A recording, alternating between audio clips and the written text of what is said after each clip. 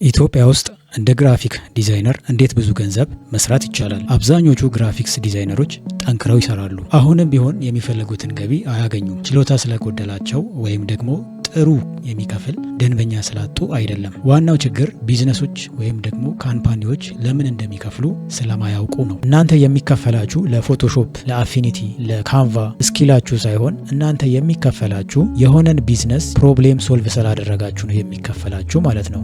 እንደዛ ነው ማሰብ መቻል ያለባችሁ። ዛሬ በዚህ ቪዲዮ እንደ አንድ ኢትዮጵያዊ ግራፊክ ዲዛይነር የትም ሀገር ሆናችሁ እንዴት የምትፈልጉትን ያክል ገቢ መስራት እንደምትችሉ አንድ ባንድ አሳያችኋለሁ። ይህ ቪዲዮ ከየት መጀመር እንዳለባችሁ ግራ ለገባችሁ፣ ተቀጥራችሁ እየሰራችሁ ነገር ግን ገቢያችሁ በቂ ያልሆነ ገቢያችሁን መጨመር ለምትፈልጉ፣ እንዲሁም ደግሞ በፍሪላንስ ስራ ላይ ለተሰማራችሁ፣ ሁሌ ክላይንት ማሳደድና ስራን ማሳደድ ለሰለቻችሁ፣ ቋሚ ገቢ ማግኘትን ለምትፈልጉ ዲዛይነሮች ነው። ሃይ አቤል እባላለሁ።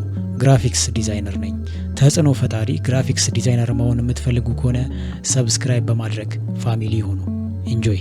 ቃል የምገባላችሁ ነገር ቢኖር አሁን የምነግራችሁን ነገር በስርዓት ህጉን ተከትላችሁ አፕላይ እስካደረጋችሁት ድረስ በቀጣይ ወራቶች አሁን ከምታገኙት ገቢ፣ የተሻለ ኔትወርክ፣ የተሻለ አንደርስታንዲንግ ይኖራችኋል። ይህ የቢዝነስ ብሉፕሪንት ለግራፊክ ዲዛይነሮች የሰራችሁትን ፋይል ሳይሆን ክሬት ያደረጋችሁትን ቫሊዩ እንዴት መሸጥ እንዳለባችሁ የሚያሳይ የቢዝነስ ብሉፕሪንት ነው። 5 ስቴፖች አሉት። ከ5ቱ የመጀመሪያው ስቴፕ አስ ግራፊክስ ዲዛይነር አሁን እያመናችሁ ያለውን እምነት በትክክል ቃኙት።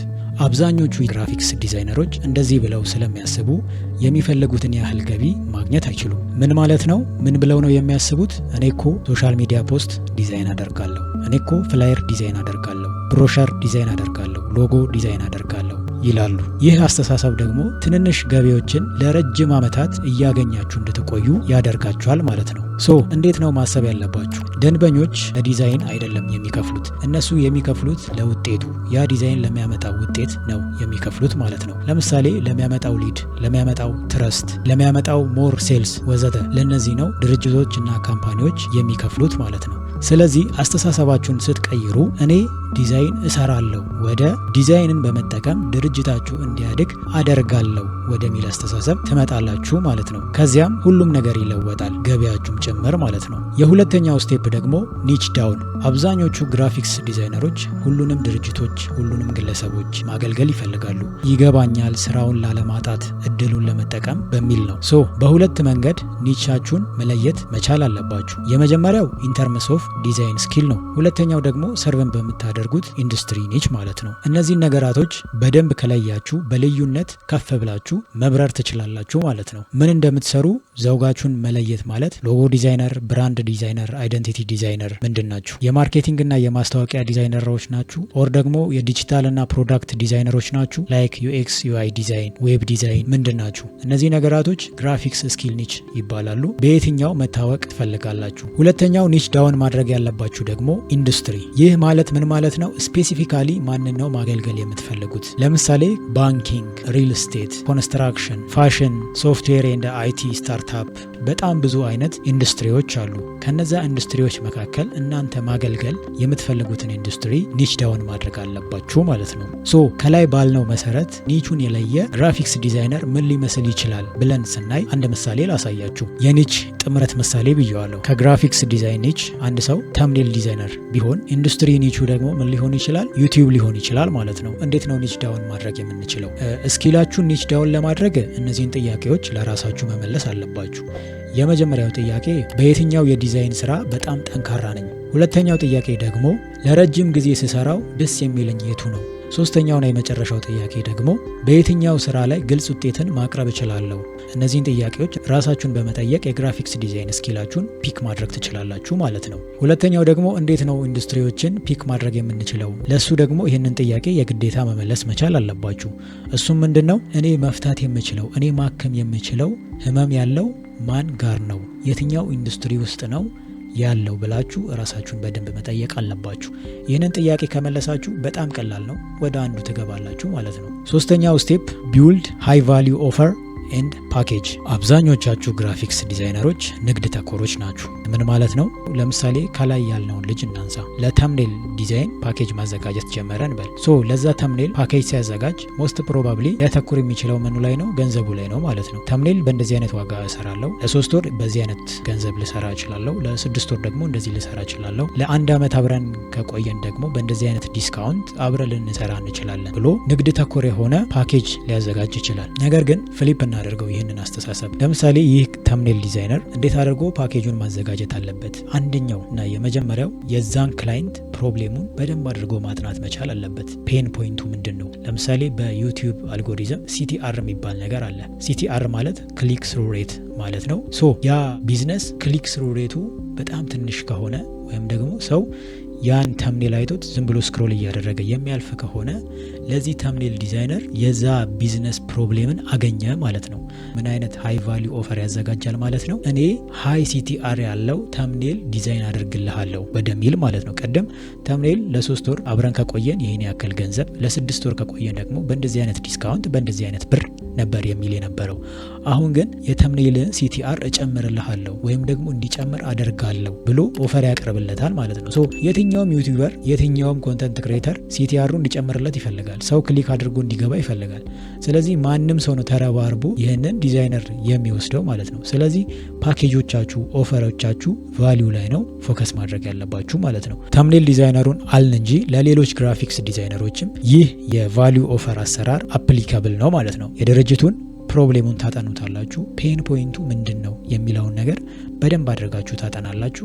ከዛ በኋላ ለዛ ፔን ፖይንት ሶሉሽን ይዛችሁ ትሄዳላችሁ ማለት ነው። የሚጠቅማችሁ ከሆነ ሶሻል ሚዲያ ፖስት ፓኬጅ አለ። ይህንን ይመስላል። የምትፈልጉት ከሆነ ቴሌግራም ቻናል ላይ አስቀምጥላችኋለሁ። የቴሌግራም ሊንክ ዲስክሪፕሽን ቦክስ ስር አለላችሁ። የቢዝነሳቸውን ችግር ሊፈታ የሚችል የዲዛይን ስትራቴጂ ነው። ኢንስቴድ ኦፍ ቫሊዩ ኦፈር እንደዚህ አድርጌ ኦፈር ባደርጋቸውስ ብሮንዝ ላይ በወር 12 ሶሻል ሚዲያ ፖስት ዲዛይን ይኖራቸዋል በእንደዚህ አይነት ኢንቨስትመንት። ሲልቨር ላይ ደግሞ በወር 20 ሶሻል ሚዲያ ፖስት ይኖራቸዋል በእንደዚህ አይነት ኢንቨስትመንት። ሶስተኛ ደግሞ ጎልድ ላይ በወር 50 ሶሻል ሚዲያ ፖስት ይኖራቸዋል በእንደዚህ አይነት ኢንቨስትመንት ብላቸው ከሁለቱ ኦፈር የትኛውን ኦፈር የሚቀበሉት ይመስላችኋል? ኦብቪየስሊ ግልጽ ነው። እነዚህ ሰዎች የሚፈልጉት በጣም ብዙ የሶሻል ሚዲያ ፖስት አይደለም። የትኛውን ቢዝነስ የሚፈልገው ችግሩ እንዲፈታለት። እነዚህን ችግሮች አድሬስ ማድረግ ከቻላችሁ እመኑኝ በባትሪ ነው የምትፈለጉት። አራተኛው ስቴፕ ደግሞ ከዛ በፊት ግን ቫሊዩ እያገኛችሁበት ከሆነ ሰብስክራይብ በማድረግ ፋሚሊ ሆኑ። ኢንጆይ። አራተኛው ስቴፕ ፖርትፎሊዮ፣ ሻል ሲል ደግሞ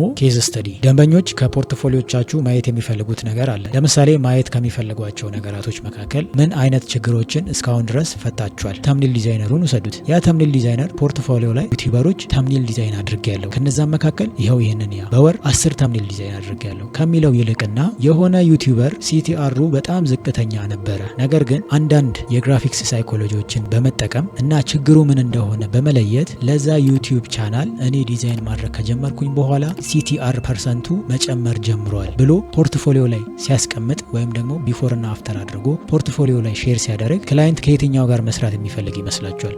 ግልጽ ነው። ክላይንት ምን አይነት ችግሮችን ፈታችኋል የሚለውን ነገር ካወቀ እናንተን የሚመርጥበትን ምክንያት አግኝቷል ማለት ነው። እንደዚህ በማድረጋችሁ ብቻ ፖርትፎሊዮቻችሁ ከ99% ግራፊክስ ዲዛይነሮች በላይ ያደርጋችኋል ማለት ነው።